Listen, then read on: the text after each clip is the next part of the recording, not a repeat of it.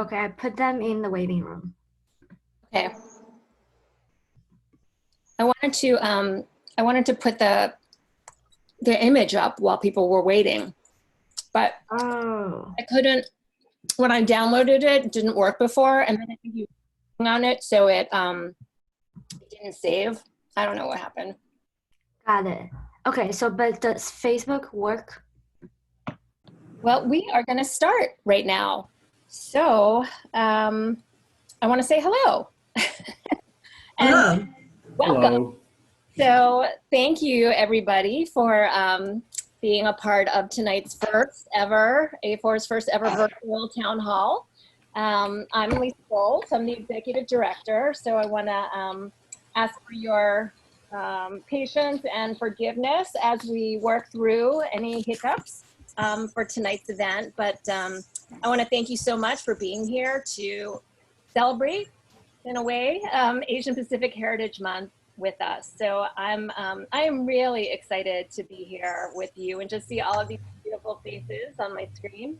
And tonight from our incredible presenters, Tisa Chang and Chongren Felicia. So if everybody could mute themselves until you pitch, that would be great, just to help with the sound.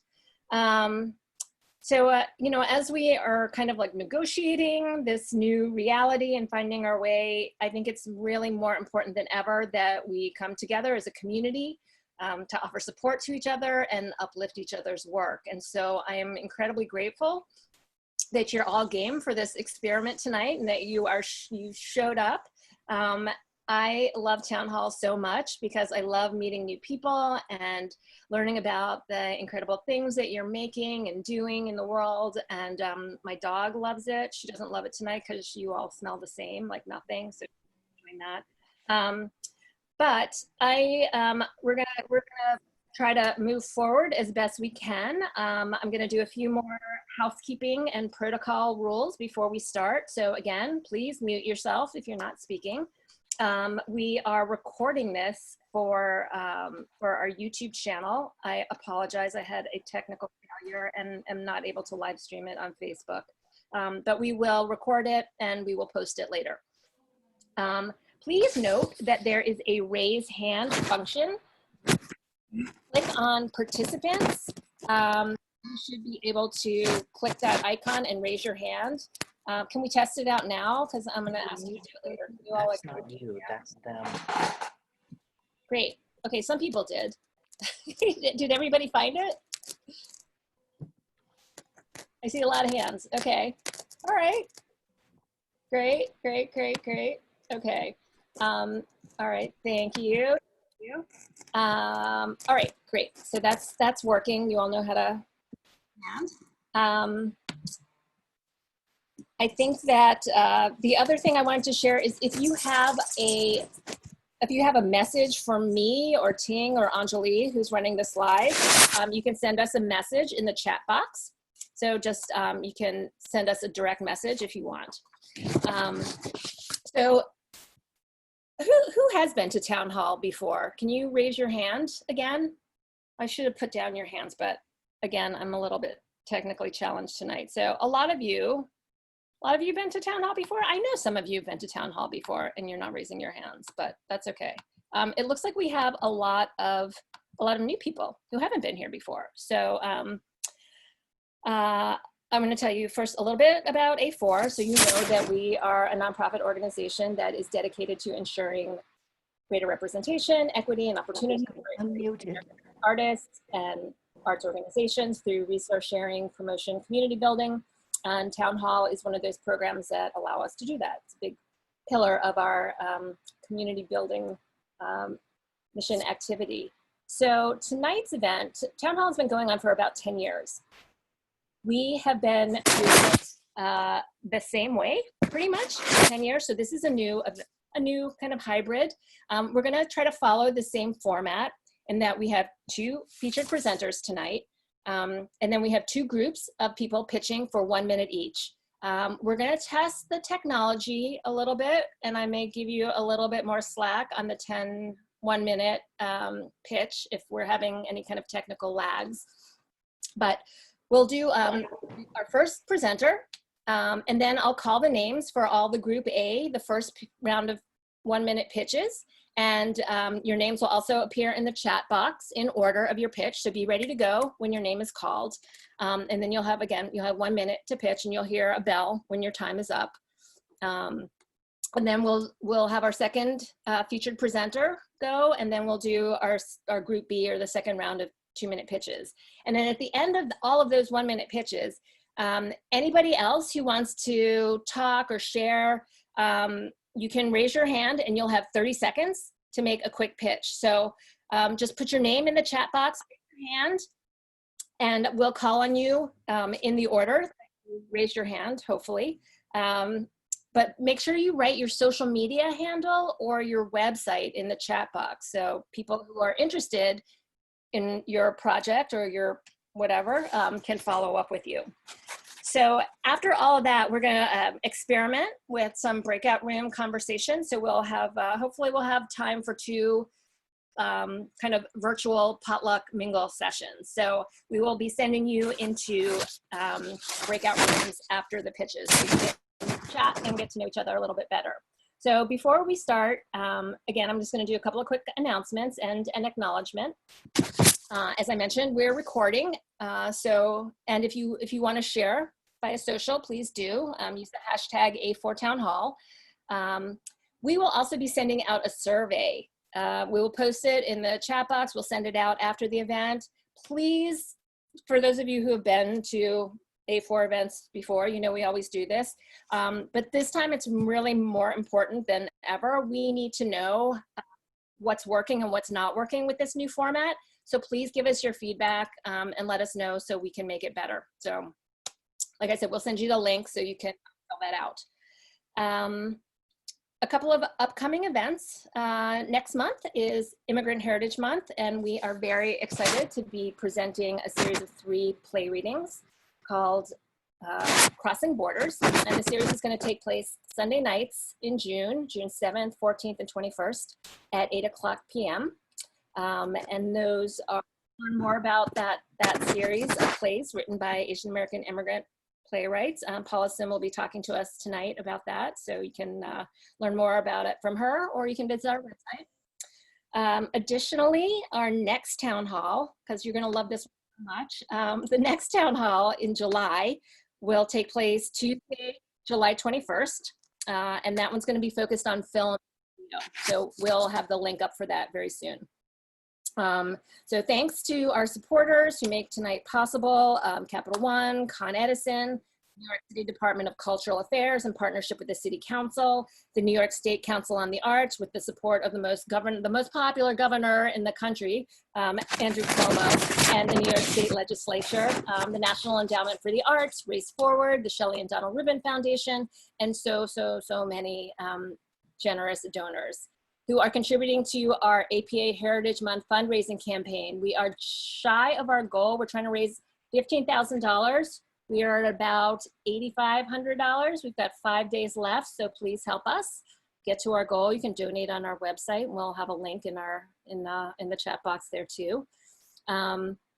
So, you know, in the before times, we would be meeting in the A4 offices in Brooklyn, which are the land of the Lenape and Canarsie peoples. But since we're all meeting virtually and we're in different physical spaces, I'm going to share a digital land acknowledgement with you that was written by Canadian theater artist Adrienne Wong. Okay, since our activities are shared digitally to the internet, let's also take a moment to consider the legacy of colonization embedded within the technologies, structures, and ways of thinking we use every day. We're using equipment and high-speed internet that are not available in many indigenous communities. Even the technologies that are central to much of the art that we make leave significant carbon footprints, contributing to changing climates that disproportionately affect indigenous peoples worldwide. I invite you to join me in acknowledging all this, as well as our shared responsibility, to make good use of this time, and for each of us to consider our roles in reconciliation, decolonization, and allyship. And now, I would like to introduce our first featured presenter, artist and illustrator, Felicia Liang. Felicia is a Brooklyn-based Taiwanese-American artist whose works celebrate identity and the power of visual storytelling.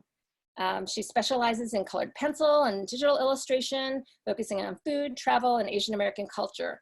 Also, her book, 100 Asians, was an illustrated 100-day project about growing up Asian American, and it was presented as a exhibition at Pearl River Mart in 2017. And most recently, I was very excited to see her work as a part of a project called Merch Aid, which benefits local businesses. And she had an amazing illustration of a Jin Fang dim sum cart, and I was too slow to snag one. It was amazing. So I introduce to you, Felicia. Hi, everyone. So I'm Felicia Liang, artist based in Brooklyn. Thank you to Lisa and the A4 team for having me here, speaking at your first virtual town hall. I'm excited to be here with you all and share a little bit about how I've been creating during this pandemic and how one project in particular has kind of shaped how I've approached my work going forward.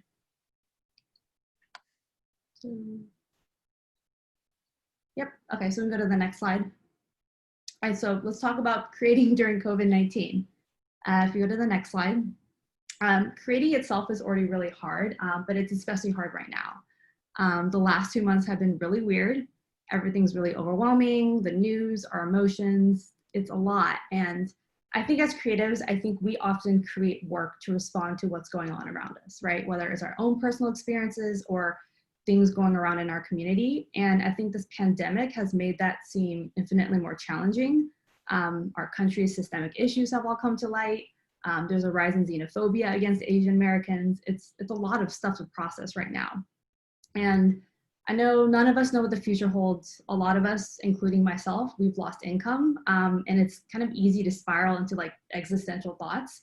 And for me too, I think as a creative, I felt an extra pressure not just like take advantage of this time and create, but to take advantage of this time to create like the next great piece of art or the next viral campaign. If you go to the next slide. But I think what I realized what's been especially difficult about creating right now is I'm also grieving in a way that I've never done so before. Creating in grief is extremely difficult. You know, we're all grieving the loss of our former lives, the loss of connection, loss of gathering, a loss of work. So that collective grief that's we're all experiencing right now has really weighed on me. And so if we go to the next slide. So something that's actually helped me process my emotions has been the 5 stages of grief, which are denial, anger, bargaining, depression, and acceptance. And these stages don't have to happen in that order, and there's no right way to grieve, but I realized that especially these past 2 months, I've been experiencing all 5 stages while I'm still trying to create. And it was important for me to reflect on that. And so I'll be sharing a little bit about that emotional journey with you guys here. And so if we go to the next slide. And so at the beginning of the pandemic, I think like everyone else here, I was kind of just in shock. I was thinking things like, this isn't gonna last forever, this virus won't affect me, like I can still go to Chinatown, get my groceries.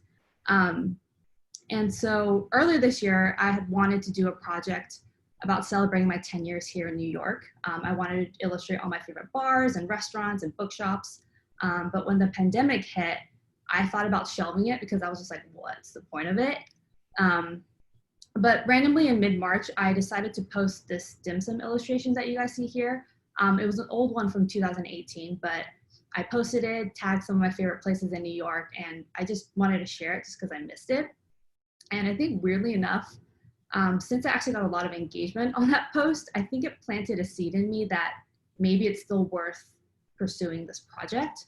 And so I decided to narrow my focus and focus on Chinatown first because that neighborhood has meant the most to me. And I also wanted to focus on Chinatown because of stage 2, which is anger.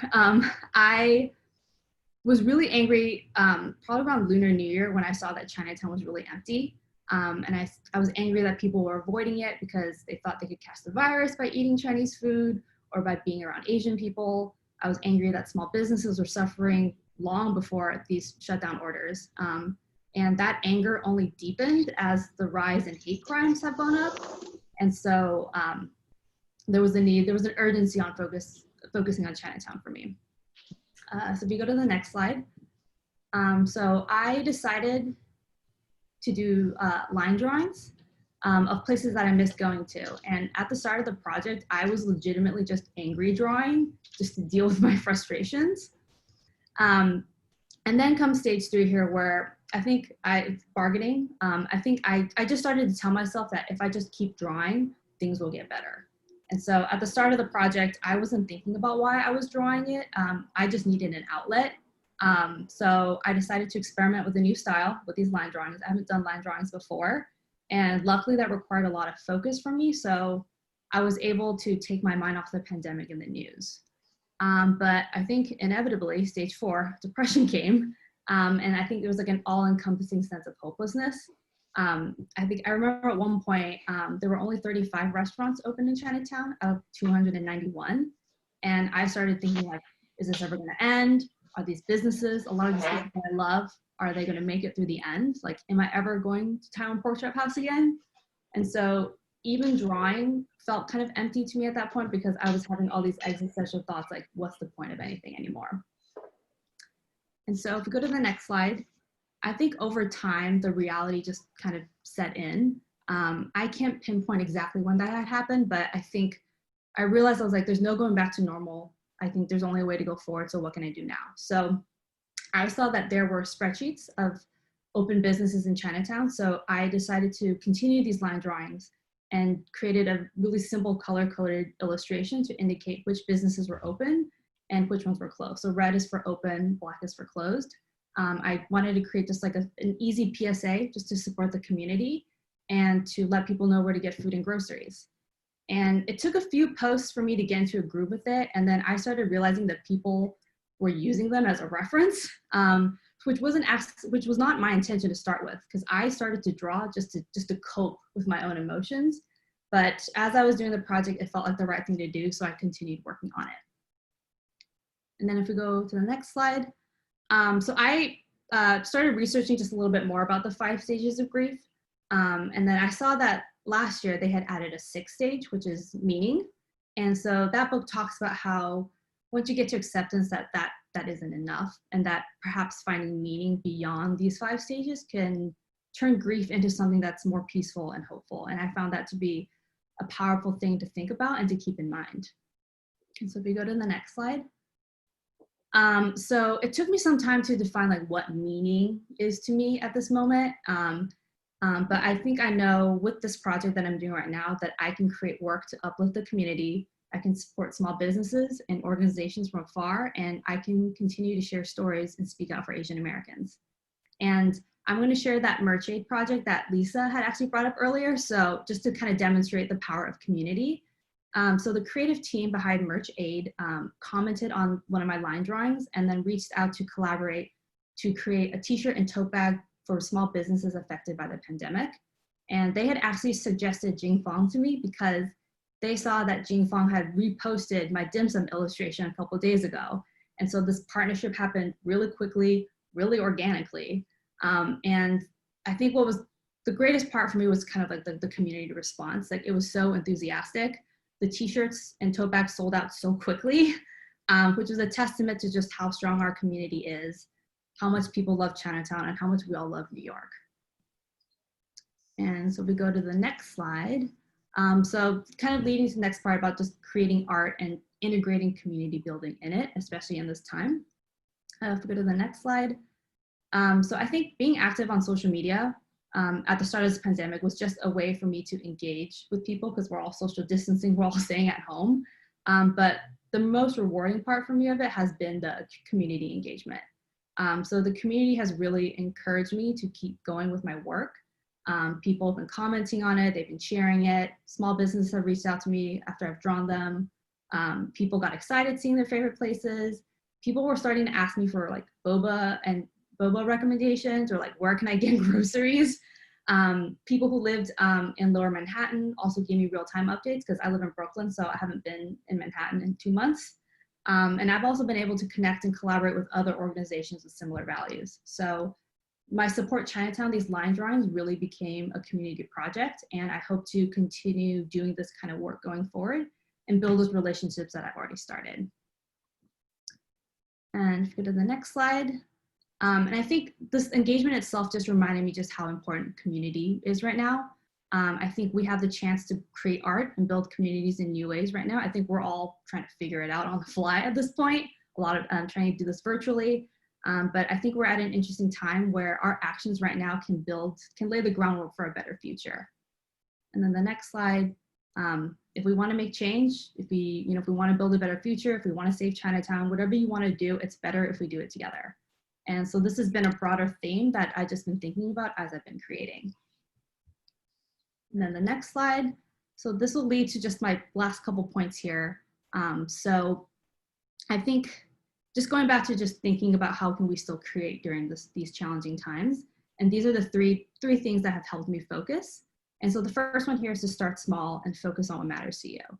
So I know as creatives, we often have a lot of ideas and it's impossible to act on them all, but so it's easier just to pick a couple things and just focus on that. And so I wanted to share a quick story. So I remember back in 2016, after I had published 100 Asians, the book that Lisa had mentioned earlier, which is a book about growing up Asian American. I had a lot of friends ask me if I was only going to be drawing Asian things.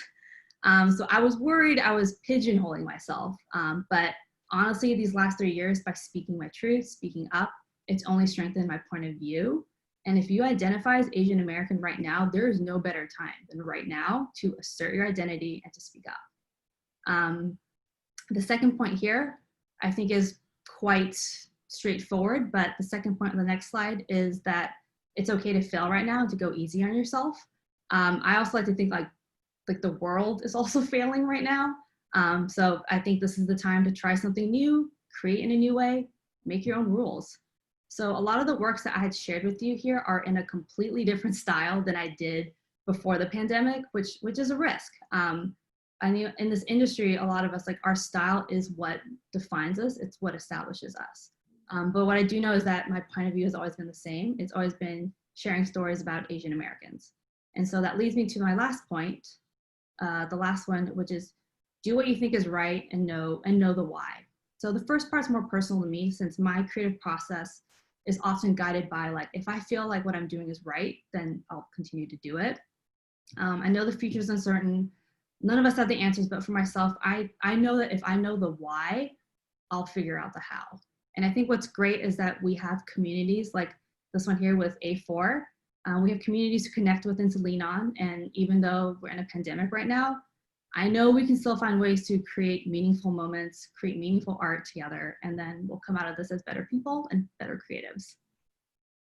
And so the last slide, so I'll just end on a happier note. So these are some mahjong flowers and some cans of childhood drinks that I love. So you can find me on Instagram. That's my handle right there. I have 245 line drawings. I have more to go, so I'll be doing a merch drop of that soon.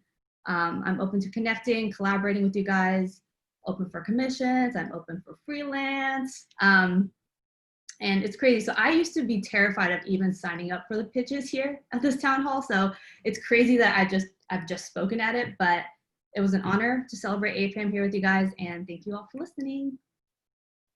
Thank you, Felicia. That was great. I love that. That was wonderful. I'm looking forward. I hope there'll be more merch that I'll have to jump on a little bit faster than I did with the Jinfang, but thank you again.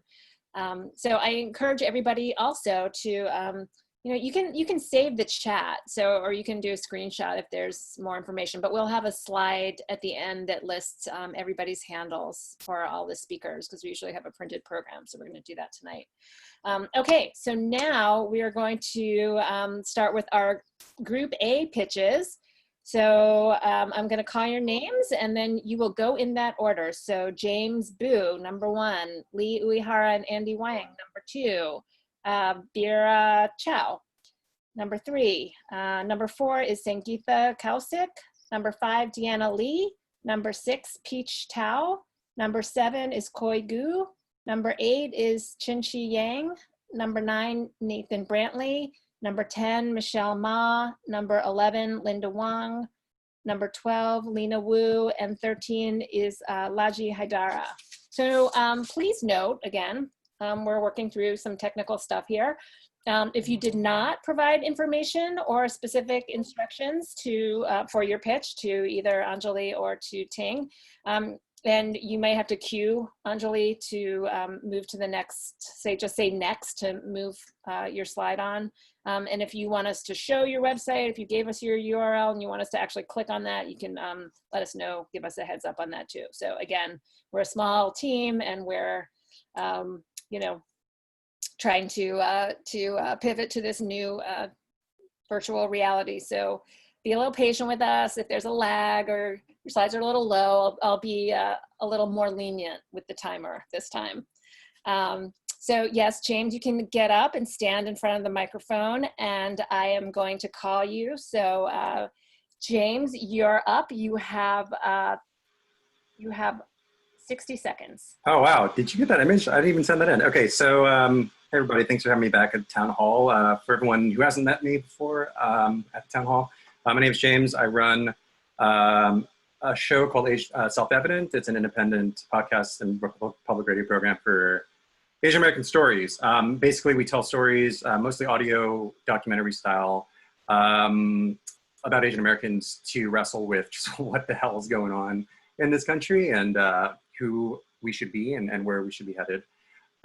So what I'm here to ask for today is I've been spending the past 2 months reporting on this issue of anti-immigrant hate crime and different responses from Asian American communities across the country. We're doing a 50-state research project, and I'm going in pretty deep with some community-based organizations and folks to show what the response looks like at a community level.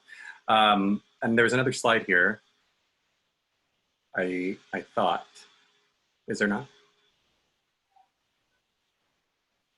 Okay. So what I'm here to ask for is it's quite difficult for folks who've experienced a hate incident or a hate crime to speak about it publicly. And so I've been working with different nonprofits to find people to speak with for reporting and possibly to be on the program. And my request is, if you know anyone anywhere in the country, but especially in New York City, who's experienced a hate incident and would be open to speaking about it with a radio reporter, just please let me know. Be grateful for any introductions and happy to share everything that I've been learning along the way. Great, thanks, James. Okay, next is Lee Uehara and Andy Wang. Hello, everybody. Andy Wang from the Asian American Podcasters Association. Felicia, those line drawings were amazing. Hi, Lisa. Hi, James. And hi to Tisa, since I once got to play music at one of the Pan-Asian Repertory Theater events. But yes, that's my easy job. I'm done. I'm going to turn it over to Lee to hit you guys hard with our 60 seconds. Yes. Do we have the slides that I sent in, the JPEGs? Great. So I'm Lee Uehara, that's Andrew Wong, and together we are Asian American Podcasters Association. We are a nonprofit at the New York State level. If you could advance to the next slide, please. I know we're running out of time. I want to be on time. We encourage AAPIs to share voices. We have a podcast directory of more than 500 currently, so we want your voices. Start a podcast. That's what we're here for. Our membership is free at the moment. You can go to aapodcasters.com. Next slide, please. We do have a speakers database, so please sign up. We also have a podcast, and we talk about things podcasting and AAPI related stuff. We also have podcasting workshops, and we have an annual podcasting conference in July. It's called podthon.com, and we do it in conjunction with Women of Color Podcasters, so please visit that. Next slide. And finally, we have workshops. I'll put it in the chat box, but if you buy a VIP ticket, 25% will go to A4. Again, it's free to attend, but VIP ticket, 25% will go to A4. You can reach us at AA Podcasters. Thank you so much. Great, thank you. All right, yeah, I was a little, whoops, sorry. Okay, technically challenged. Okay, next is Vera Chow. Oh, how do I follow up with a podcaster? They're so articulate. Yeah, so I normally am a costume designer for movies and TV, but right now there's no movies to be made, so I've been drawing a lot. So yeah, check me out there, and you can go to the next slide. So I've been drawing a lot. It started out as those like Instagram challenges, like draw a taco, draw an orange. And then it got increasingly more like socially conscious, because I think I fired my Talkspace therapist, so I've been drawing it out, I think. So this dim sum one has, and then there's this one, woo, oh, you can go to the next one. So this one's for No Kid Hungry, and so it's just challenges turning into actual artwork. It's helping me draw again. So and it's helping me go into also a lot of commissions. I recently did a piece for Lucky Grandma, so you can go to the next one. This is by no means ranking any countries. I just thought of putting all these countries together and showing how kind of UK and US are kind of lagging behind. So as you can see, they kind of get a little bit more political, I guess. Next one, please. And this one, I knew that was about my Talkspace therapist, because when I cried when I drew this one. So this just kind of showed, this is at the beginning of the pandemic when the masks are not reaching any one of us. So this is very therapeutic. Next one.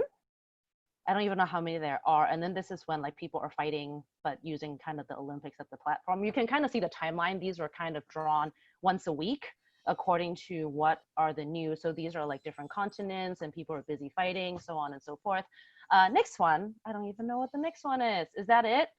Oh yeah, this one actually cost me quite a few friends, because I think a lot of people were not really happy with how heavy it got. It went from like drawing challenges to, wow, this is Trump and Boris Johnson beating up an Asian family. But again, this is not, it started out as like personal therapy. I don't know if there's the next one, is there?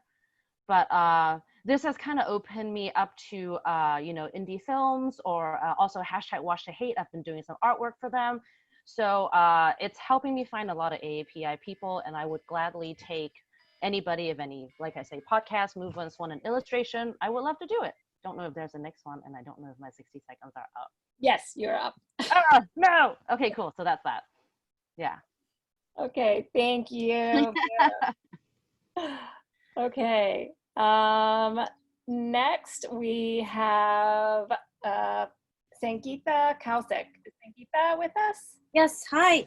Hi, everyone. Thank you so much for having me. This is wonderful. So my name is Sangeeta. I'm a designer originally from California, but based in New York. I launched a brand called Ishan to go along with my Arabic calligraphy art exhibition titled Allah Swami, currently up at NYU. And here's one of the pieces. I serve as the Hindu spiritual advisor and chaplain there at NYU as well as Columbia. Here's the twist. I'm Hindu, but I do Arabic and Islamic calligraphy. I originally started this to combat Islamophobia and fight negative stereotypes and perceptions within the South Asian community. My brand has since evolved. My mission is this: connecting across global cultures. My art and design, each piece has a story and concept behind it. You can read it on the website. Aims to educate and engage all interested in knowing about the diversity of this world by showcasing unique stories, fighting stereotypes, creating awareness and dialogue through the art of traditional Arabic calligraphy, but with a modern twist, and hopefully change perceptions to lead to peace, unity, understanding, friendship, and a more unified, compassionate, and beautiful world. My brand combines faith, fashion, and education. I combine my working design background within the world of museums. I was the head product designer for the Metropolitan Museum of Art, fashion, and chaplaincy work. I hope you take the time to read the stories behind my brand on the website or my Instagram and Facebook. And I hope to connect with you all. This is wonderful having this community of other Asian American artists. I've expanded into the Moroccan language of the Amazigh people, which is Tamazight, also, this calligraphy. I spent a month in Morocco last year. So inspired by that. Thank you so much. Thank you, Sangeeta. Next we have Deanna Lee.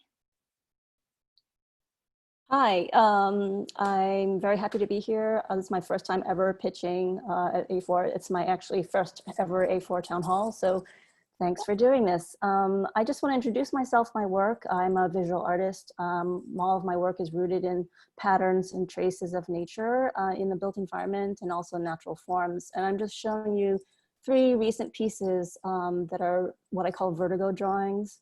They're about 5.5 feet tall by 18 inches wide.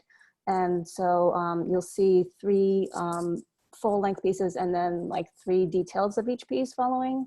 And these are ink on paper, and they're based on tracings of my an old studio space I had that was very kind of decrepit, and actually it was torn down for a new condo development in Brooklyn. And I've been basing a lot of my work on these rubbings of the walls, actually. And so this is actually one of the pieces that is closest to the original kind of framework, but I've elaborated more on. I think of my work as being very sort of based in a sort of a tangential lineage to traditional Asian ink painting.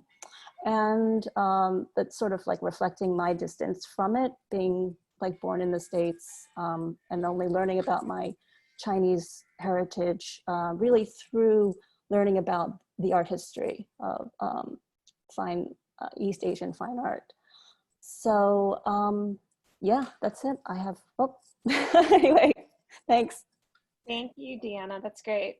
Next, we have Peach Tao. Peach, are you ready? Sorry, I was technically challenged as well. Can you guys hear me now? Yeah. Okay, great. So yeah, hi everyone. My name is Peach, like the fruit. I think we have a slide coming up. So I do a lot of things, but today I mainly want to talk to you about my murals. As you can see in my background, I actually painted my own window while I'm at home these days. Okay, so let's go to the next slide. So this is a hospital mural that I did last year. The hospital is in Crown Heights. The residents and the staff are mostly from the Caribbean. So we worked together on the design, and we had several really huge like community parties, like painting all together with live music and amazing snacks. So it was a really fun community project, one of my most favorite community murals. So let's go to the next slide. Besides hospitals, I also do bars and restaurants. If you're in East Village, this is Ray's Candy Store, and they're open 24 hours. They have the best fried Oreos and classic New York egg cream. So I did their storefront last year. That was really fun, and I got to be really good friends with Ray and Stella, and I got very well for the past week, for that week that I'm painting there. And fun fact, Kim Kardashian also stopped by while I was painting. So that was a really crazy day. All right, let's go to the next slide. So besides bars and restaurants and hospitals, a lot of my murals are done in schools, in public schools all around New York City. I work with kids from all ages. And this is high school kids in the Bronx. We can go to the next slide. So this is what we did. That was the before picture, and this is the after picture. We painted all the Bronx together, and it was in their garden. So by the time the spring comes, they are the garden actually have a lot of flowers blooming, and it works perfectly with the mural. All right, last slide. So since we're at home, I haven't really been able to paint with my students. So I painted this mural on my roof. And you can see this is a lizard, which is a pet I would love to have, and a bird. So they are staying at home, and they are cheering for the essential workers as well. And so far, my neighbors have been really liking it. Okay, that's it for now. Thank you very much, Peach. That was great. Okay, next we have Koigu is, yep. I don't know. I'm here. Oh, great. I'm here. Okay. All right. Thank you, everybody. Thanks, A4, for having me. This is the first town hall I've been to. I should just mention my comments aren't directly tied to any of the 6 images I sent in, so you can scroll through each one if you have them that way. So anyways, everyone, my name is Koigu. I'm a painter, and today I'm pitching my series called Classic Yellow. Classic Yellow is a series of mixed media works on paper that I've been working on the last few years. It uses my wife and I as the starting point because we're actually both immigrants. I was born in Shanghai, and she was born in the Black Forest in Germany.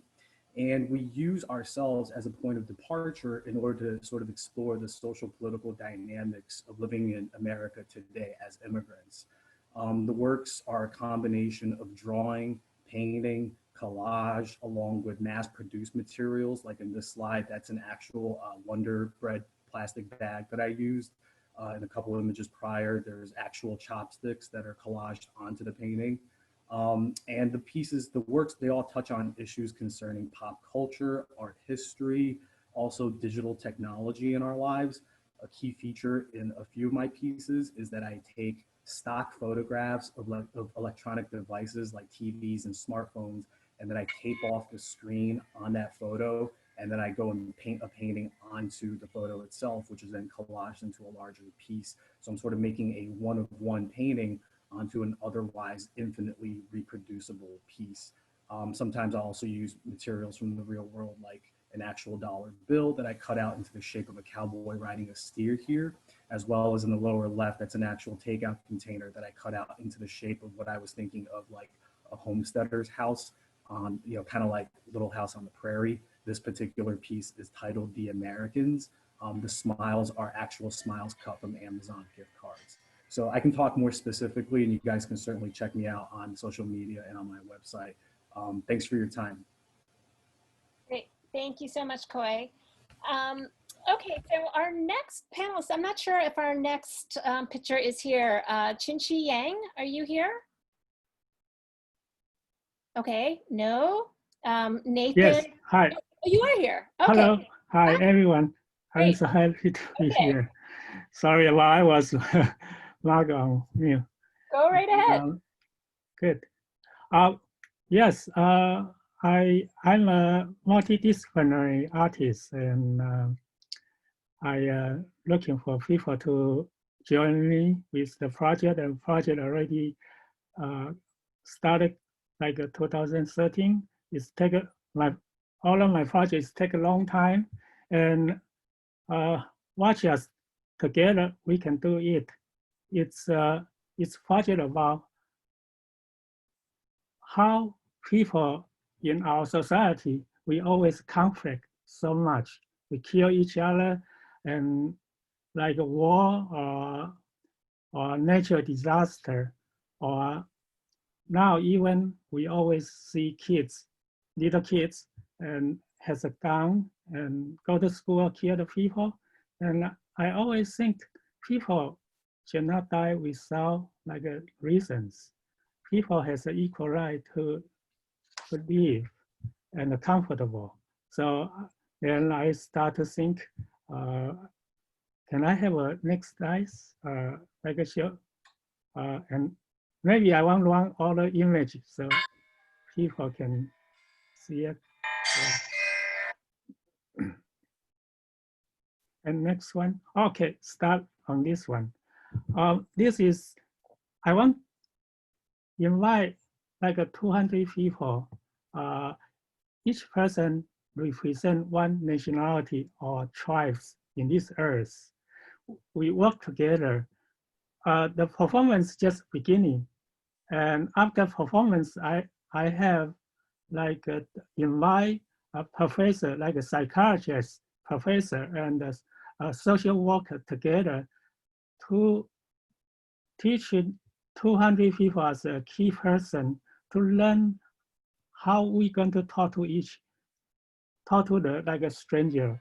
Like if we go to the party or we work in somewhere, we meet some people, how we going to deliver, tell them, people, we are human, we should more kind to each other, not like kill each other. I mean, just deliver a small message, but I want to be like a huge meaningful, because we really don't want to see people die like so easily, especially this time. It's like really good for this project also. I mean, we really should watch us and together do it. So this is all about my project, and I hope anyone come to me. I have a Facebook or like email, chinchiyang@gmail.com, and contact me. And I really need everyone, we work together. And Thank you, Chinji. yeah, You can put your email if you want in the chat box so people have it, and we'll also share your information if you gave it to us on the slide at the end. okay, yes. Thank you. Okay, thank you. Is Nathan with us? I don't think Nathan is here. So we will move on to Michelle, although I don't think Michelle Ma is here either.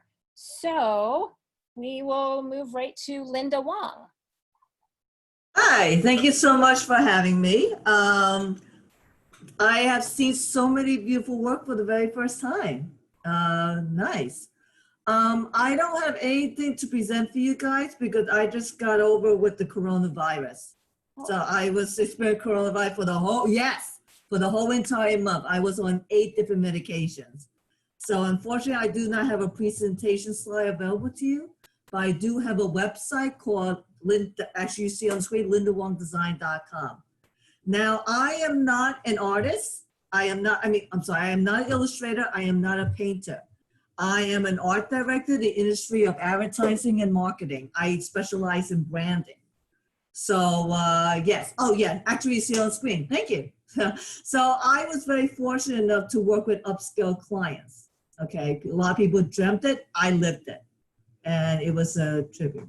The reason why I am here is not really to promote my business, is that I'm pitching for 2 clients. It's been put on hold because of the coronavirus situation. I am looking for a couple of illustrators. And the reason why I'm looking for a couple of illustrators, because one of the clients that I am pitching for is on an educational industry and is outside of New York State. So, which is why I'm here, not really to promote my business, but to look for a couple illustrators as well. So if you are interested in obtaining some illustration work, I have my email that's appear on the top of the screen, lindawongdesign@gmail.com. Or at your leisure, if you want to, you can call me. So my telephone number is at the top of the website. So you need to contact me from my business line or from my cell phone. I am more than happy to communicate with you guys. Just please stress out that you hear from this organization, all right? Great, thank you, Linda. Thank you. There are plenty of talented illustrators here tonight, so hopefully you'll find some people to collaborate with. Ah, lovely, yes, thank you. Is Lena Wu. Lena, are you with us? I am. Great, take it away. Great. Hello all, I am Lena Wu. I'm one of the co-founders of Feed Your Hospital. And so for those who haven't really heard about Feed Your Hospital is an initiative that delivers meals to frontline COVID-19 healthcare workers while supporting local Asian restaurants. So 2 months ago, pretty much actually a little over 2 months ago, I started this fundraiser and realized that a lot of my favorite restaurants in New York were closed. And this was pretty much the day after the stay-at-home order in New York was mandated. We've been seeing some really scary statistics in the news, like 50% of Asian restaurants are expected to close permanently due to COVID-19 compared to 30% of restaurants across America.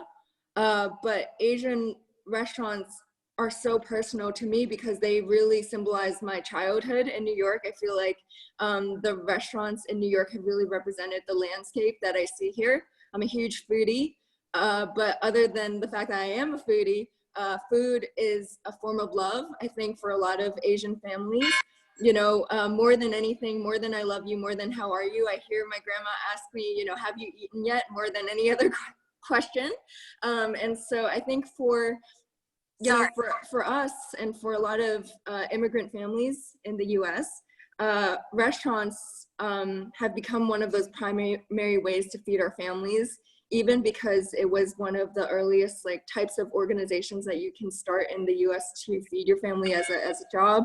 And so this has been so personal for me. When I first started this fundraiser, I wanted to feed healthcare workers, but then as I was making decisions about, you know, which restaurants to really order food from, I found myself looking for the restaurants that I really grew up in. And then I realized that I was only ordering from Asian restaurants, and that, you know, amongst all of this xenophobia and anti-Asian sentiment and social stigma associated with COVID-19. I think it's really important that as we are trying to like build our post-COVID-19 vision and really think about some of this collective grief that Felicia was describing at the beginning, this type of local organizing is definitely not unique to my experience, but certainly displayed and shown in a lot of the work that other people are doing in the city as well. And so I am making a call that if you are interested in producing some more art similar to Felicia's, but also just a little bit more for Asian restaurants, we are looking at this continuity conversation of, you know, maybe if we are going to stop delivering meals, like how else can we really help Asian restaurants? And we are so welcome to your ideas. But we are really committed to this group of stakeholders as well as healthcare workers and our volunteers around the US. We have delivered 9,500 meals to date and fundraised over $150,000 across the country. And we have a really passionate group of young and older professionals who are really interested in helping this space. And so if you'd like to join in any way, participate or collaborate, definitely let me know. Thank you. Thank you. Okay. I think, is Laji here with us? I think Laji is not here.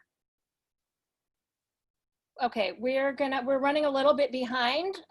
Apparently my bell is not loud enough, so I am going to try to make it louder so you guys can hear me next time, so we can make sure that everybody has time to speak.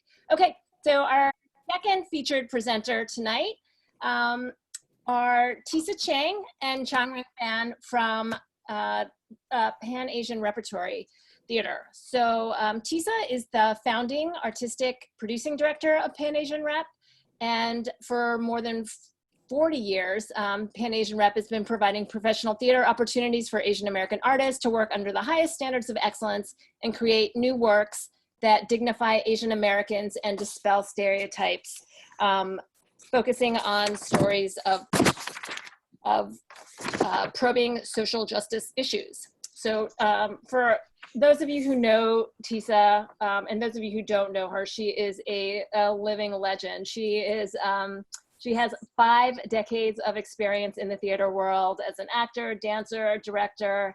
She is just adored throughout the community. And Chongren Fan is Pan-Asian Rep's resident artist, and he is the artistic director of Yangtze Repertory Theater of America. Originally from Shanghai, he's currently based in New York and has been a Jonathan Alpert Directing Fellow at Manhattan Theater Club, a resident artist at Mabou Mines, and a guest lecturer at Barnard College and the Yale School of Drama. So I hand it off to you, Tisa and Chongren. Thank you, Lisa and Ting and Anjali. Hello, Felicia and Andy, and all the amazing artists and activists whose work we saw.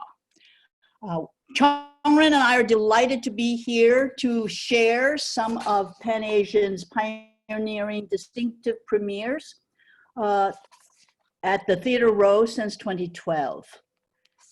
The Brothers Paranormal by Prince Gomovilas, directed by Jeff Liu, focused on Thai and African-American intersectionality and family spiritual beliefs. Next. Chongren will speak a great deal in depth later on The Empress Nightingale.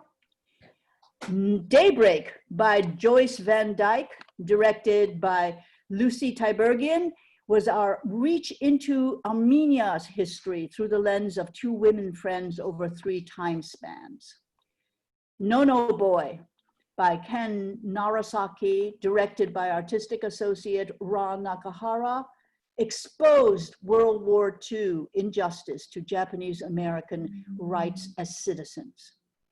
Acquittal by Shahid Nadim, directed by Noel Hussaini, shines light on Pakistani women unjustly imprisoned during the 1980s military regime.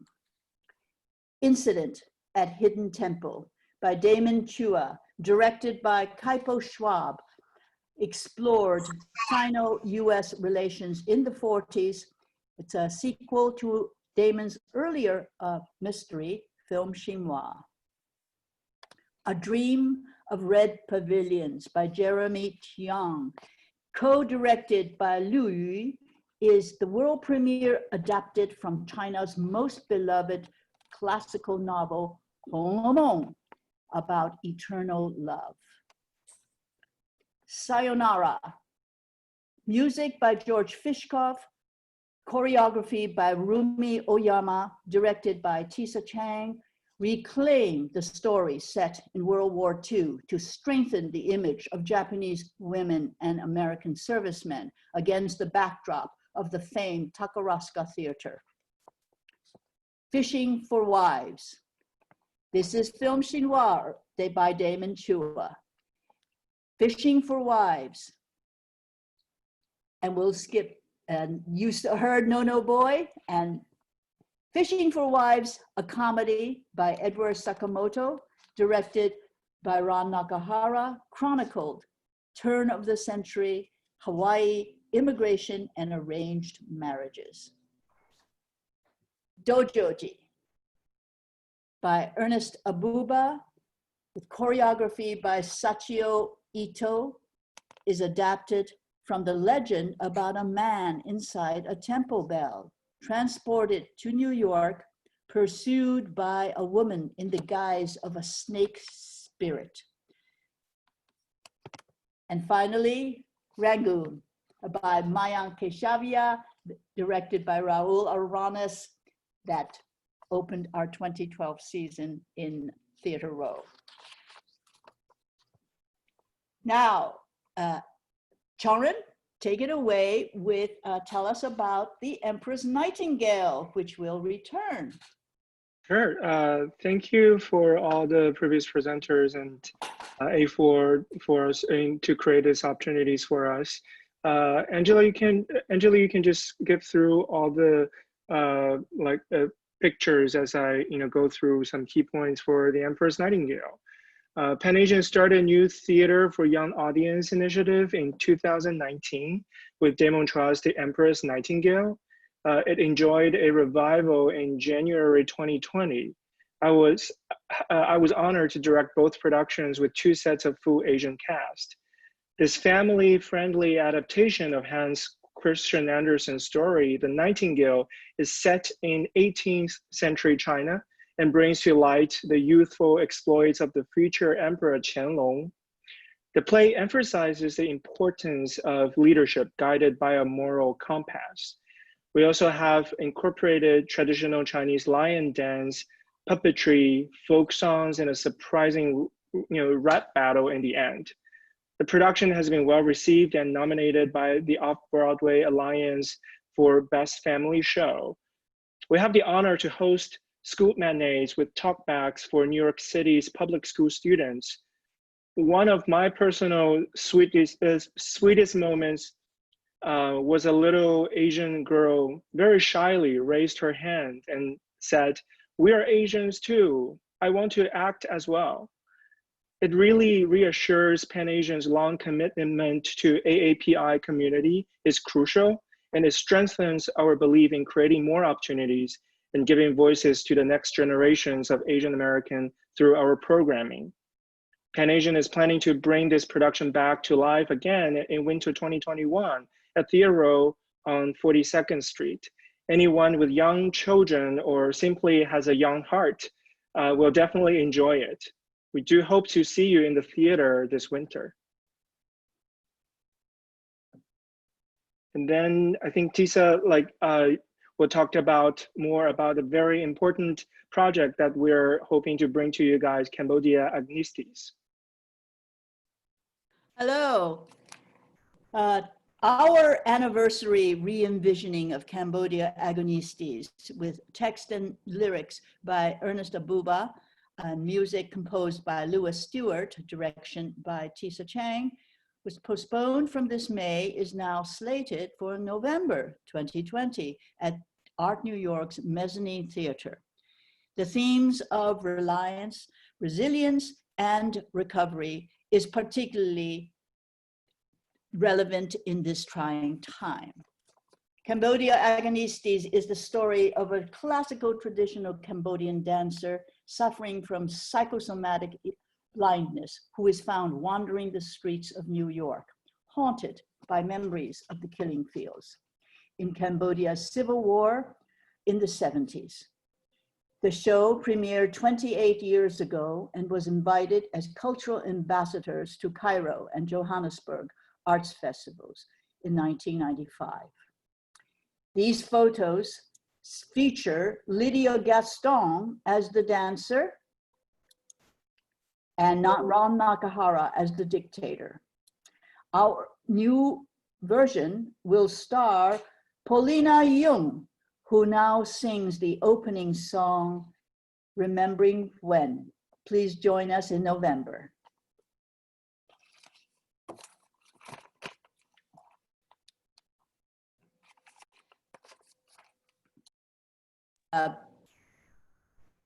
Please join our email if you are interested in being part of our new season. There's no audio for the video.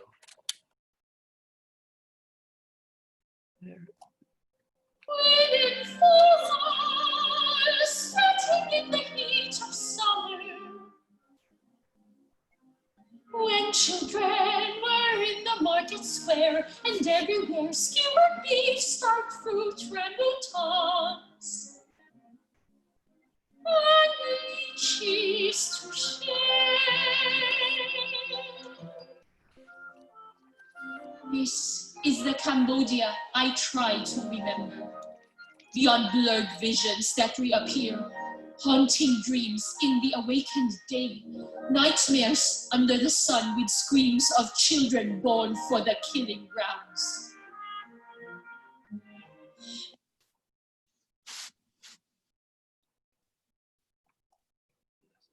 That's it. That's where we're stopping since we had 10 minutes for our presentation. I want to say kudos to Lisa and 4As for your leadership. NuWorks.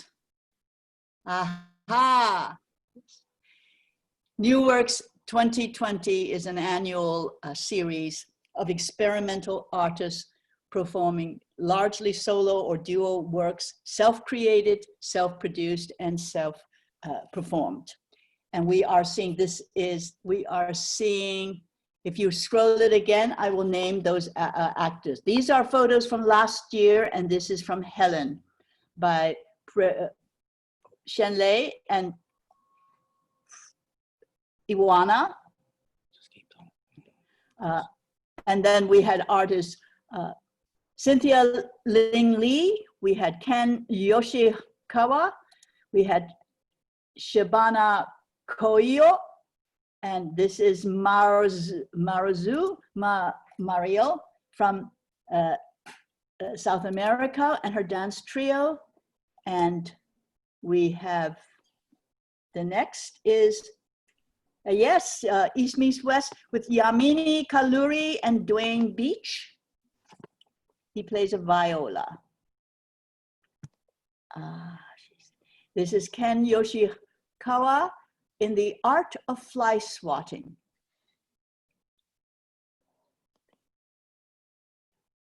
This is Cynthia Lin Lee in the Lost Chinatowns. It's her dance poem about the lost cities in Santa Cruz.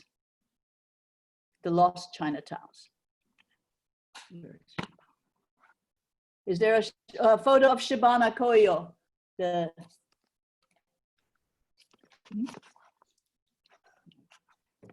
Well, thank you. That was, so for June 2020, NuWorks 2020, we hope to have in the week of June 22nd through 28th.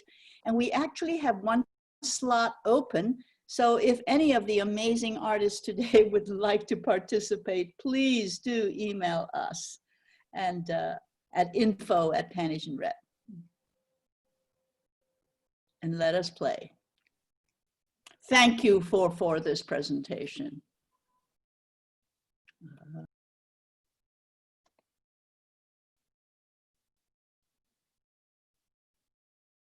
muted myself. Thank you so much, Tisa and Chongren. Appreciate that. Hopefully you will get some emails for that one very valuable slot.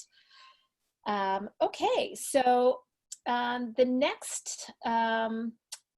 next group, again, I'm going to ring the alarm bell at the end of, I'm giving everybody like a little bit more than a minute this time. So I need everybody to try to respect that minute because we're running really late. So I'm gonna announce the next round of pitches. So get ready, you're on deck. So Phil Chan, Jesse Abramsky, Paula Sim, Susan Murakoshi, Ming-Yi Huang, Yayun Tang, Veronica Dang, Sugar Vandil, Jessica Chen, Sunoko Kawahara, Joyce Kokam, Gina Park, and Marie Pasby. So again, your names will be listed in the order in which you are participating. They're in the chat box. So Phil, take it away. Hi, everybody. My name is Phil Chan. I'm the co-founder of Final Bow for Yellowface. Basically, we are working in the ballet field to improve Asian representation. So addressing Asian caricature, addressing yellowface, and talking about cultural appropriation. So there's 3 things I want to share with you today. First, I wrote a book, the cover there is on the screen, called Final Bow for Yellowface, Dancing Between Intention and Impact, which is my journey in this conversation. It's helpful if you're dealing with issues around cultural appropriation, Asian representation, and want a nice story about that. It's good for high school students, college students, also just Asian Americans who want to read more about this history. The second thing is my co-founder and I have been hosting a series of daily interviews during the month of May to celebrate Asian Pacific Heritage Month on our Instagram page with a dancer every single day of Asian descent. So lots of different companies, so make sure to check that out. And also we're assembling a group of Asian collaborators who are interested in working on ballet. So if you're a composer, if you're a fashion designer, if you're a choreographer, if you're a visual artist and you are interested in working with dance and dancers, please connect with me. I'd love to work with you and connect you with other Asian artists so that we can improve the actual artists behind the scenes who are actually given opportunities to make work. I work with pretty much every major ballet company in the world, so would love to connect with you. Thank you. Great, thank you so much, Phil. Okay, next is Jesse Abramsky. Hi, everyone. Thank you so much, Dave, for this opportunity. I am Jesse Abramsky. I am born and raised New Yorker of Japanese descent, graduated LaGuardia High School and of Juilliard, and then am an A4 Jaden Wong recipient of 2016. So I appreciate and love this community so much. I'm a part of Give Me Company. This is what I want to talk to you about today. I'm an artistic associate and dance artist with Give Me Company, a social justice and arts organization in New York City for the past 30 years with 2 locations. As an artistic associate, each part of our job is to create an advocacy fellowship for support. We can go to the next slide. For support in the arts field, and what I am diving into, not fully published yet by Give Me, but still just developing it, is called Our Paths, and it's a place, I know it's a lot of verbiage, it's a place where we get to ask and have conversations about our whys as artists, and have that be the forefront of our conversations and how we see each other, see our global world. Thank you so much, Felicia, for that point earlier about knowing your why. I find that super important and super inspired by Simon Sinek's book, Start With Why. I'm looking forward to collaborators for people who want to share empathy and through their field. A lot of these artists that I've interviewed so far are dancers, and I'm looking forward to connecting with people who are not necessarily dancers so that we can reach a broader audience and sharing our whys for empathy. Thanks. Great, thank you so much, Jesse. Next, we have Paula Sim. Paula? Thank you, Lisa. Hi, everyone. My name is Paula Sim, and I am the founder of American Dream Redux, an event series dedicated to celebrating and showcasing Asian immigrant artists. As mentioned by Lisa at the start of town hall in the month of June, A4 and I invite you to join us for Crossing Borders, a play reading series dedicated to showcasing the works of Asian immigrant playwrights in New York City. The readings will be held every Sunday from 8 to 9:30 p.m. on Zoom, with a different playwright being featured each week. Next slide. On June 7, we begin the series with 2 of Chu Yi's short plays, which will be directed by Son Jae Kim, Crash and a Play for Your Bedroom. Next slide. On June 14th, we will feature 2 of Deepika Guha's short plays directed by Ryan Dobrin, In the Red, White, and Blue and a Brief History of America. And next slide. And we will end the series on June 21st with a new play by Stephanie Kuo, which will be directed by Nicholas Polonio. The readings are completely free. To register, please visit americandreamredux.eventbrite.com or look for the events on A4's events page. Thank you so much, Lisa. Perfect, thank you. Okay, next is Susan Kukana Murakoshi. Susan, are you with us? Sorry. Oh, you just muted yourself. Oh, there we go. Can I have my face on the screen, please? Yes. Yes, thank you. I am Mitch McConnell. Good evening. Almost as powerful as the president, but I'm not here to talk about myself today, but another Asian American, as you all are here at the Power Asian American Women Conference in Boise, Idaho. Thank you for having me. You will appreciate this. People remark that I'm in a mixed marriage. I don't see it that way. In my first marriage, I married a liberal. Now that was a mixed marriage. With Elaine, she and I understand one another. So I give to you now, my wife, Elaine Chow.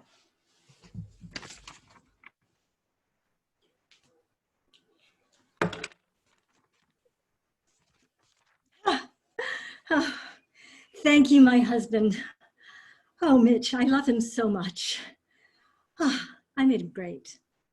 It's a wonderful opportunity for me to be here to show you how all of you Asian women in Boise, Idaho can be as powerful as me.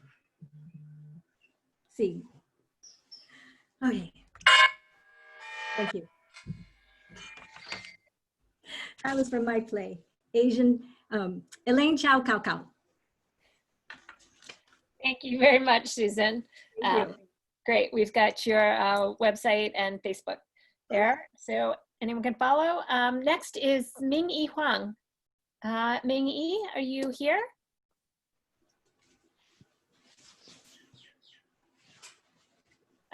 Sorry, I was on mute. Okay, great. Yes. Well, that was a lot of creative energy there. I'm really honored to be here to make the pitch to celebrate the APA Heritage Month. I would like to invite everyone to join us to watch a Facebook Live event called Crazy Talented Asians and Friends. So what is it? This Saturday at 6 o'clock and 8:30. If you like animation short films, we have one for you. That's at 6 o'clock. It's really a group of a dozen amazing Asian American talented animators that will present the stories to you on Facebook Live. From stories, different stories. One is about meltdown, where people get so stressed out, they all melted down outside on the street. The other one, like Godspeed, is about mother and child, how they express affection for each other using cell phone versus at the end, they decide to hug each other, which is quite fitting in today's COVID world. So that's animation short films at 6 o'clock this Saturday. Please, if you know anyone that likes animation short films, please invite them to join us on Facebook Live event.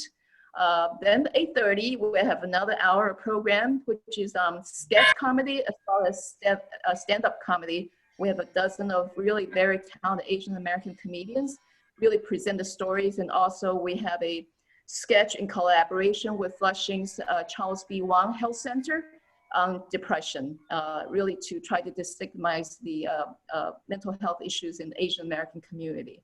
So I really invite you to join us this Saturday on 6 o'clock and 8:30 to join us on the Facebook Live event. Thank you very much.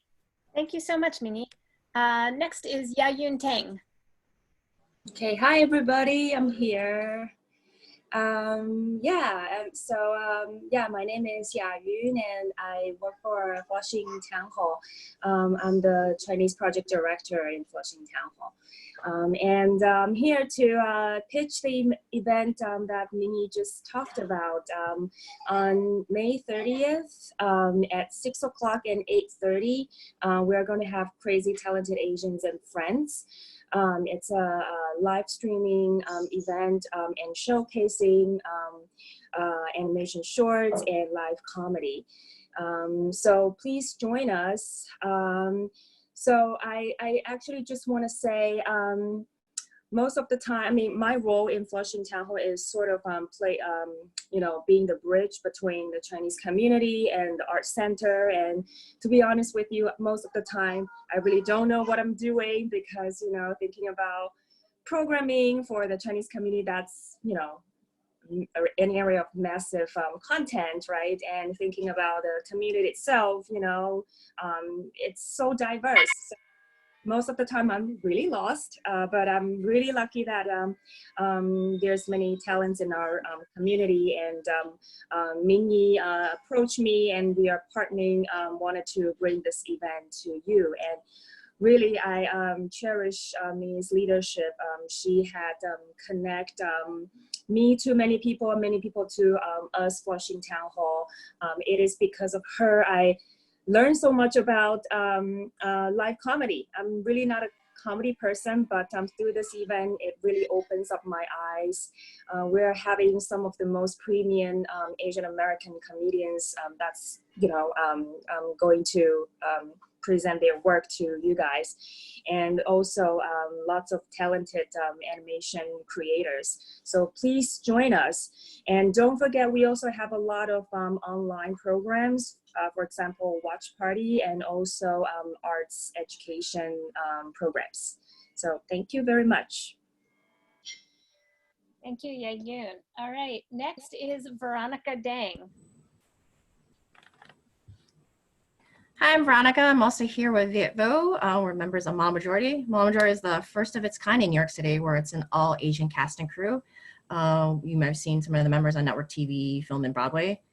And our comedy shows, we actually enter our second run at the Pit, where we do a show typically live, but now we had to move it online every other month. And our shows have been listed in New York Times and Time Out New York. Viet, do you want to talk about our upcoming shows? Yes, so we have an upcoming show. My name is Viet, as in Nam, the best way to remember that. We have an upcoming show on July 10th at the Pit Facebook Live at 8 p.m., July 10th. That's going to be a TV night, so the theme's going to be TV and such with our comedy. Right now with Model Majority, I'm a very humbled and proud member of this great group of people, learning a great deal about comedy because, as an actor, I don't know anything about comedy. But, right now we're looking for some, help with our social media and our PR, just to get get us out there with everybody and such. And yeah, thank you. Thank you, A4. And we just did an APA Heritage Month show, and I'm gonna put the link for the replay because we were trying to raise money for Dumplings Against Hate. Great, thank you so much. Next, Sugar, are you with us? Yes, hello. Hi, my name's Sugar Vendel, and I'm a composer, pianist, and interdisciplinary artist based in New York City. If you could just go to the next thing. I just wanted to share my work with you all because I'd like to collaborate more with fellow Asian artists. My field is extremely white, experimental music, and I'm like causing a fuss about diversity and diversity initiatives and fake woke people. But anyway, this is a photo from my piece Islander that went up at National Sawdust. It revolves around the fragmentation of Filipino identity, and it's got a weaver, and she's like attached to me and the other pianists. So the next thing, if you go to the next slide, this is my residency at High Concept Labs in Chicago. So I integrate a lot of movement in my scores. So yeah, it's not just like straight up music all the time. The next thing is, oh, we don't have the recordings, I guess. Okay, well, that's okay. I could just the recordings. That's all right. anyway, like, yeah, so I just really want to collaborate with people, and I'm hoping to write an opera soon. So if you know any librettists, I'm hoping to write an opera about the Igorots in Coney Island, New York City. Thank you. Great. Thanks so much, Sugar. Okay, next is Jessica Chen. Hi, everyone. Thank you so much, Lisa, for having me in A4. I am Jessica Chen, Artistic Director and Choreographer of J Chen Project. We are a nonprofit modern dance company, and we're working through the pandemic and working virtually. And so I'm going to share one of our digital explorations with you today. It is the beginning scene of A Chorus Line, and it's a dance parody, one of my favorite musicals. And so here we go. Push, step, step, touch, kick. Again, step, push, step, step, strong arm. Again, step, push, run, pivot, touch, kick. Good. Right, left, step, turn, run, left, hop, step, pivot, step, touch, kick, and down. You got it? Long arm and turn, run, left, just step. 5, 6, 7, 8, turn, right, left, just step. 5, 6, 7, 8, turn, right, left, just step. Pivot, step, walk, walk, walk. The last part is pivot, step, walk, walk, walk. Going to the end and 5, 6, 7,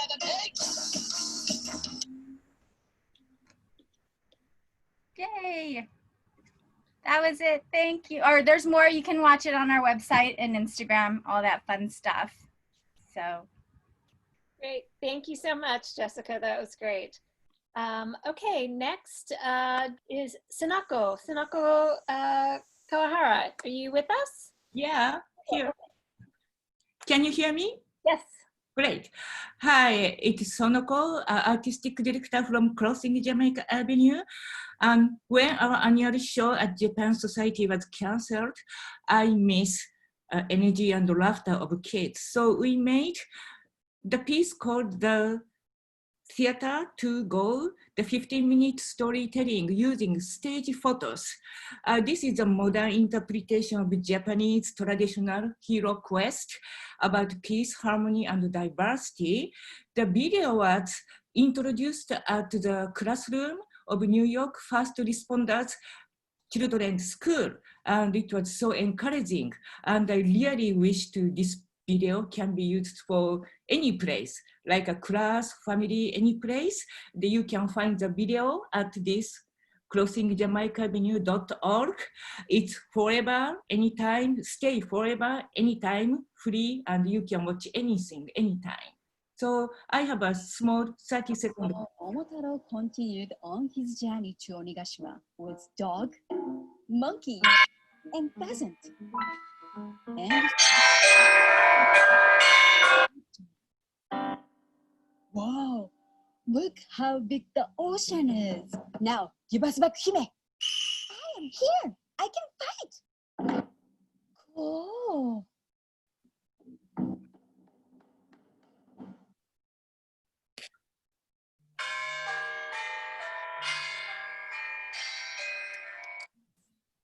Great. Thank you very much, Sonoko. Great. Thank you. So visit my website. I will type here.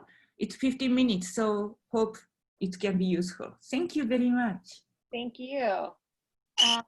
Next, Joyce. Joyce, are you with us? I'm here. Great. You're on. Okay, hi everyone. My name is Joyce Kilcom. Thank you, Lisa and Ting and everyone at A4 for organizing this. I'm a writer and filmmaker. I'll be reading some of my poems at Cindy Trin's Be the Cure event on May 31st. I think A4 posted that on their Instagram. But I am a filmmaker, and as an Asian American, I didn't really see a lot of representation of myself on screen. So I made an episodic series about my early adulthood, and this is a preview from episode 1. Tell me, what's your ideal arrangement? It's a cold Yes.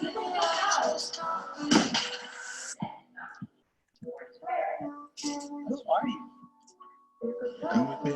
Hey, what's going on here? We did it on the Eiffel Tower when we went shopping. Like, $1,000 dinners every fucking night. You literally could be doing anything.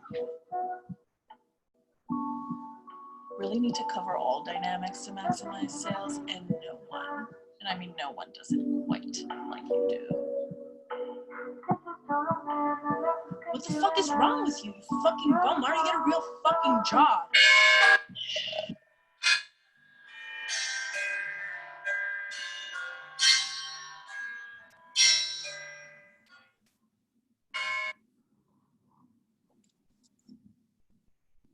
Okay, thank you, Joyce. Next we have Gina Park. Hi. Hi. This Hi. is Gina. Can you please repeat video which I sent? Can you please play the video? Yes, it'll take us Okay. just a second to switch screens, but I will start your Thank you. time when the video starts. Okay. Thank you. Great. Hi, I'm Gina Park. I make experimental narrative films about self-exploring of female. So this is my first short film I have ever made. I try to create females who don't give up ethics they established, and despite their lives of wandering and shaken. That was me. At this time, I moved to Chicago from Seoul. I had no one to work with yet, but a tripod. And it is my thesis work, and most recent one. All my crew was female artists. Each of us works in different mediums, but we had similar visions. It was a wonderful experience. Now I'm working on a feature script that is non-linear and uses dream interpretation. Recently, I'm thinking about how I can return to people what I've gotten from filmmaking and others. This circumstance is not easy for all of us, but somehow I feel grateful that I became to care and understand other people more now. So if there's anything else I can do, let me know. Thanks. Great. Thank you. Thank you.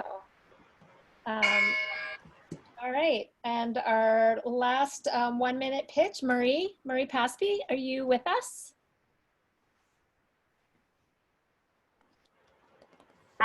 Sorry, I was muted. Hi, everyone. Good evening. Thank you so much, Lisa, Ting, and everyone at A4 for having me.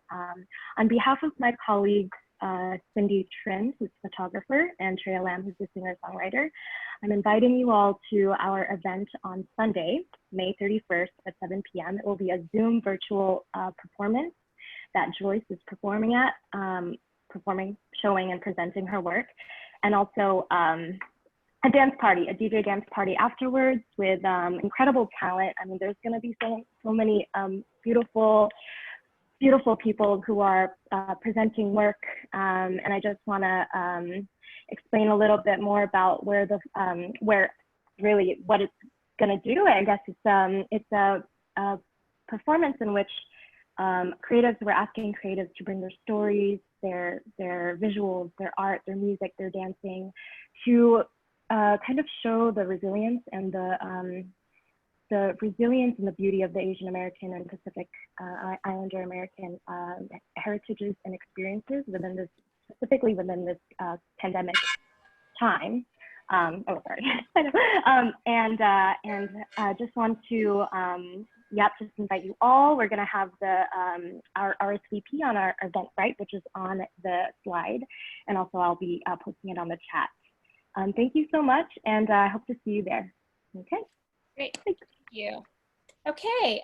So now, if anybody who is still here who has not spoken, who would like to give a 30-second pitch, you can raise your hand, and you can just write your name and your contact information in the chat box. I saw a couple of hands there. Let's see, so Ting will write your names in order in the chat box, and we will start with 30 seconds. So I'm gonna, again, ask everybody to be mindful of the time. I think I'll start us off, Ting, with Jeff Liu, and then you can start putting everybody else's name in the chat box, okay? All right, Jeff, you've got 30 seconds, and then M Bang. So Jeff, you start. Hi, everybody. I'm Jeff Liu, visiting you guys from California. I directed The Brothers Paranormal at Pan Asian Rep.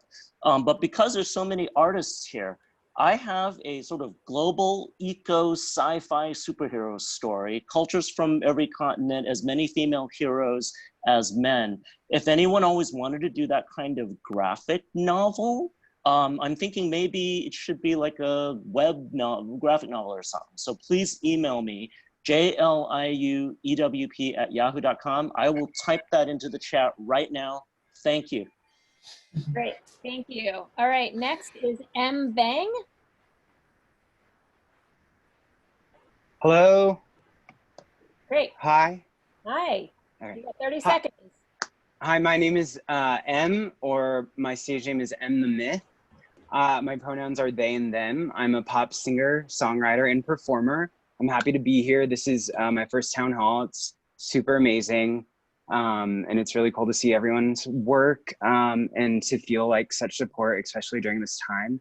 I'm currently working on a show called Him to Them, which is supported by the Brooklyn Arts Council and Stanford Alumni Artist Grants.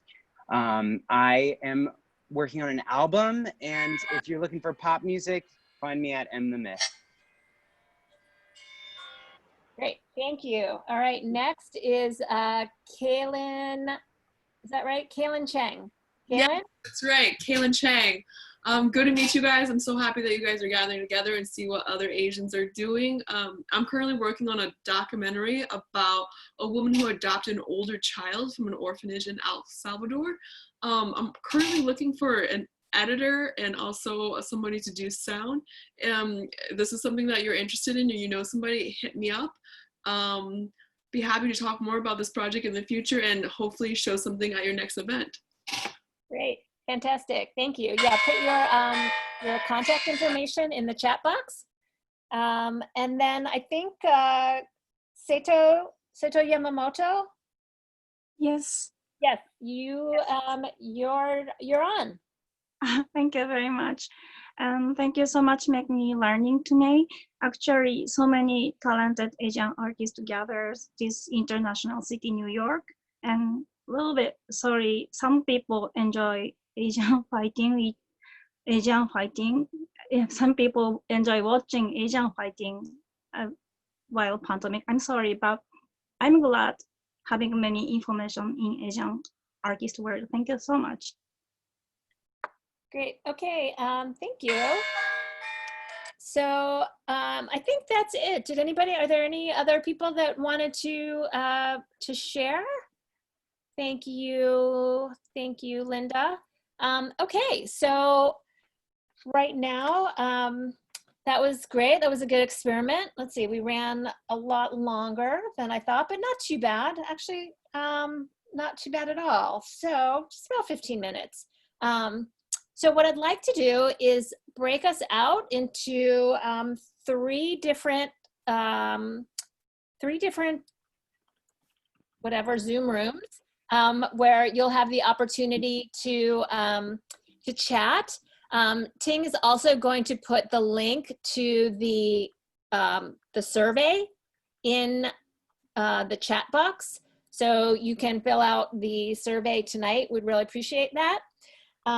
So I encourage you to stay and join us and connect with your fellow amazing Asian American creatives. And we'll have about 7 minutes in the first room, and then we'll come back and then I'll mix you up and put you in another room. Okay, so here we go, everybody. Let's see, how many people do we have? We've got about 40, okay, so, okay. All right, here we go.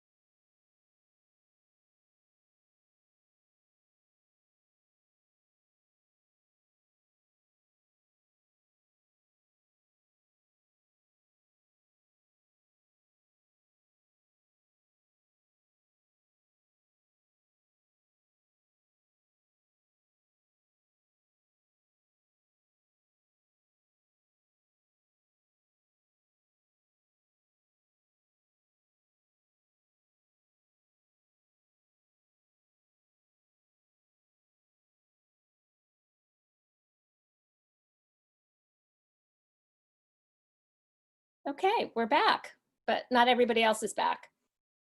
So let's see, are they coming back? No, we're just ahead of everybody, ahead of the curve here. How's it going, Miranda? I see you in there. Yeah, I'm here. I just moved, so I have been very busy. Hi, everyone. I didn't get to speak yet, but my name is Miranda. I am a theater director and producer and A4's Van Leer Fellow in theater right now. So really excited to meet you all. I've been taking down your names and everything. So when I have my life a bit more together after I finish the move, I want to start reaching out to everyone. This has been so great. It's my first town hall. Fantastic. Okay, great. All right, so I think everybody's back. So that seemed to work out well. Let's see, how do we do this? We're going to try this one more time. And I hope I don't send you all into the same room, but we are going to try to start again with new breakout rooms. So here we go. See you on the other side. Good.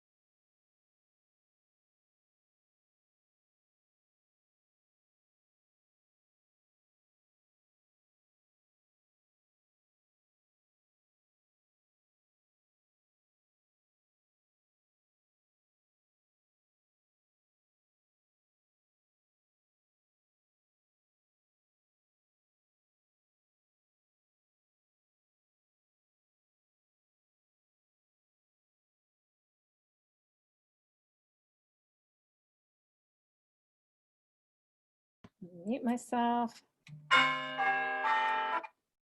So loud now. All right. Do we have everybody? No, we just have our group again. All right. Our group's the best group.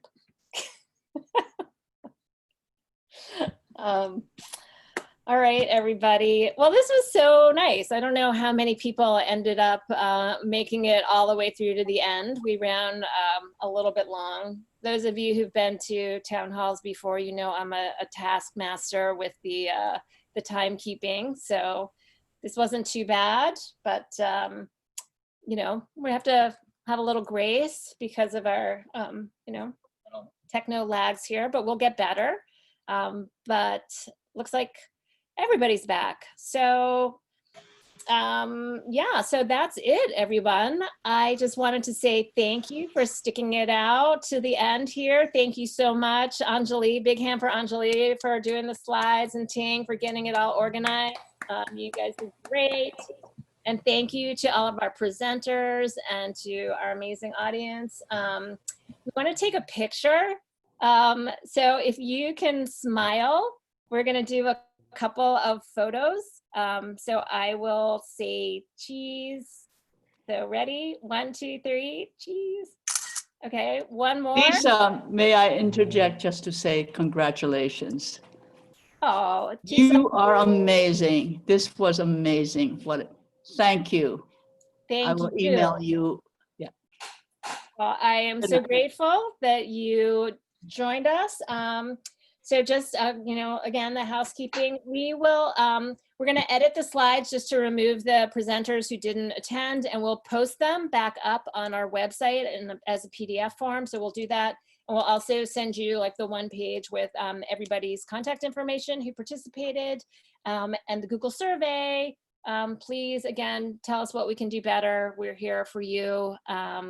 We're here. We want to do more of these and want to bring us all together, uplift, celebrate the incredible talent in our community. So we will see you again July 21st for the film and video town hall. We will hopefully see you June 7th, 14th, and 21st for this fantastic play reading series. If you have other projects you'd like us to consider, ideas, send us an email, send us a message. Again, we love being with you, even if it's virtually. So, so stay in touch. And I think that's everything else. Again, feel free to make a donation.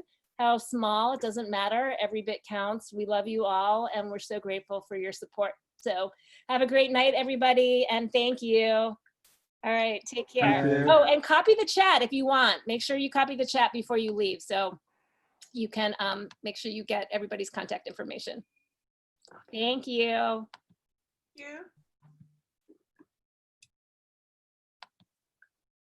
Thank you so much, Lisa. Thank you all, team A4. Thank you, Jesse. Great to see you. See you. Thank you, Lisa and Ting and Ajali. You guys were amazing. So great. Thank you so much, Jessica. Always a pleasure to see you. Thank you, Lisa. A great pleasure meeting you. Thank you, Linda. So happy you could join us. Thank you. Thank you. See you soon. Yes. Thank you, Lisa. Thank you, Anjali. Thank you, Ting. It's really lovely to meet you guys and meet everyone else. It's wonderful. Yes. Yeah, I just want to say thank you guys as well. And the slides are so well put together. Yes. Thank Bye, you. guys. Have a great evening.